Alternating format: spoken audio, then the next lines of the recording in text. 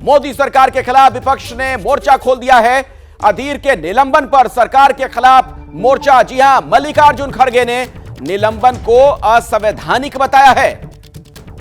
राज्यसभा में उपराष्ट्रपति से हस्तक्षेप की बाकायदा मांग की गई है। निलंबन के खिलाफ कोर्ट जा सकती है कांग्रेस। तमाम गंभीर आरोप लगाए जा रहे हैं। सरकार आवाज को दबाने की कोशिश कर रही है, यह कहा है मल्लिकार्जुन खड़गे ने। लोकसभा में मोदी के खिलाफ अधीर ने जो टिप्पणी की थी, संसदीय कार्य मंत्री ने अधीर के शब्द पर जताई है आपत्ति। अविश्वास प्रस्ताव गिरने के बाद लाया गया प्रस्ताव। अधीर का मामला प्रिविलेज कमेटी के पास भेजा गया है।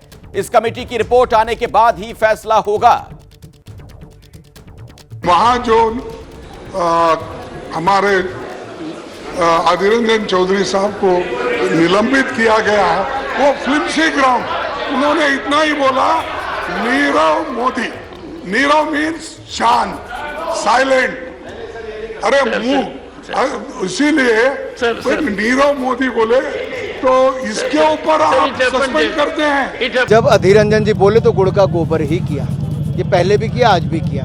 लोग इतिहास जानते हैं, लेकिन एक बार फिर कांग्रेस का एक घिनौना चेहरा, जिसके पीछे इनकी केवल राजनीति नजर आती है, सत्ता में आने के लिए कितना गिर सकते हैं, वो देश ने कल भी देखा। और बिल्कुल भी दम नहीं सुनने का। मुझे सख्त अफसोस है कि एक अच्छे मेंबर को इन्होंने आखिरी दिन सस्पेंड किया। बहुत अफसोस किया। विपक्ष के प्रत्येक नेता का भाषण क्या नाम है, आदरणीय मोदी जी को केंद्रित करती हुए व्यक्तिगत टीका टिप्पणी करती थी। उनके भाषण में कुछ भी नहीं था।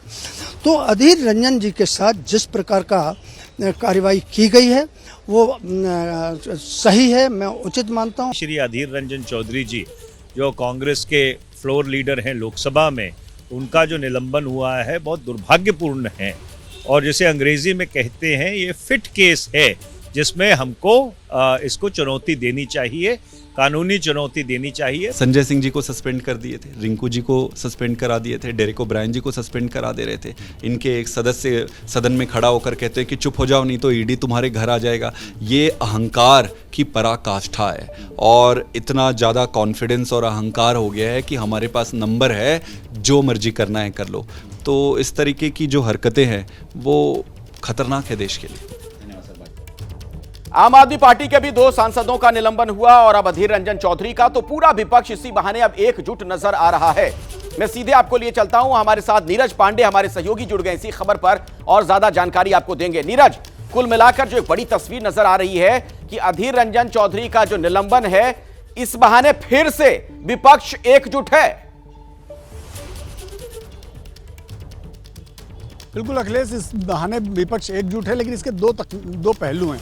एक पहलू है तकनीकी पहलू और दूसरा है राजनीतिक पहलू। तकनीकी पहलू ये है कि जब भी सदन के अंदर इस तरह की कोई कार्रवाई होती है तो उसमें आपको लीगल और आपको तकनीकी तौर पर अपने आप को साबित करना पड़ेगा कि जो आपने कहा वो सही कहा है। तो इसीलिए सरकार ने इस पूरे मसले को प्रिविलेज कमेटी को भेजा। प्रिविलेज कमेटी में ये है कि किसी भी सदस्य की अपने विशेषाधिकार पर बात होती है।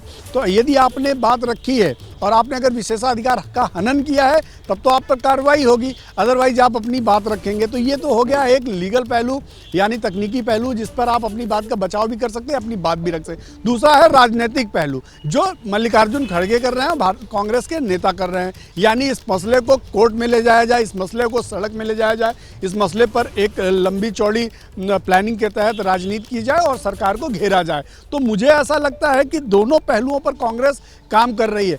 अब चूंकि आने वाले समय पे आपको प्रिविलेज कमेटी को फेस करना ही पड़ेगा, आपको अपनी बात रखनी ही पड़ेगी। वही एक रास्ता है कि आपकी सदस्यता रिटेन हो, यानी कि आपकी लेकिन नीरज एक चीज और नजर आ रही है कि कांग्रेस कहीं से भी बैकफुट पर दिख नहीं रही इस निलंबन के बाद भी। आप देखिए ना, मल्लिकार्जुन खड़गे का जो बयान है, नीरव मोदी फिर से वो का इस्तेमाल करते हैं इस नाम का, और इस बार तो चुटकी लेने से भी बाज नहीं आए कि नीरव का मतलब होता है शांत, यानी शांत मोदी।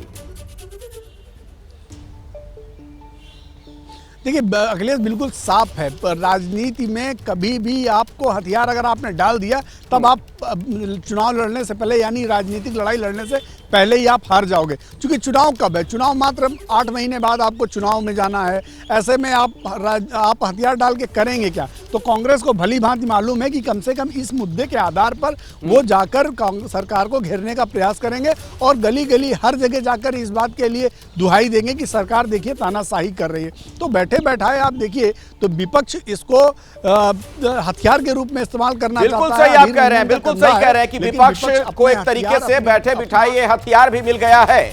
जैसे अभी विपक्ष और भी तमाम मुद्दों की तलाश में लगातार रहता है। पत्रकारिता कोई इमोशन नहीं है, ना अपना कोई ज्ञान देना है और ना कोई विचार थोपना है। पत्रकारिता क्या है? पत्रकारिता का मतलब है सही जानकारी इकट्ठा करना और तथ्य बताना। पत्रकारिता आज जितने महत्वपूर्ण दौर में है, शायद पहले नहीं थी। इस दौर से निकलने के लिए सिर्फ सच दिखाने की जरूरत है, वो सच जो आपके हित को आगे रखे। इसलिए अब रात 9 बजे प्राइम टाइम नहीं होगा, ये आपका टाइम है। जगविंदर पटियाल के साथ देखिए पब्लिक इंटरेस्ट, सोमवार से शुक्रवार रात 9 बजे सिर्फ एबीपी न्यूज पर। एबीपी न्यूज आपको रखे आगे।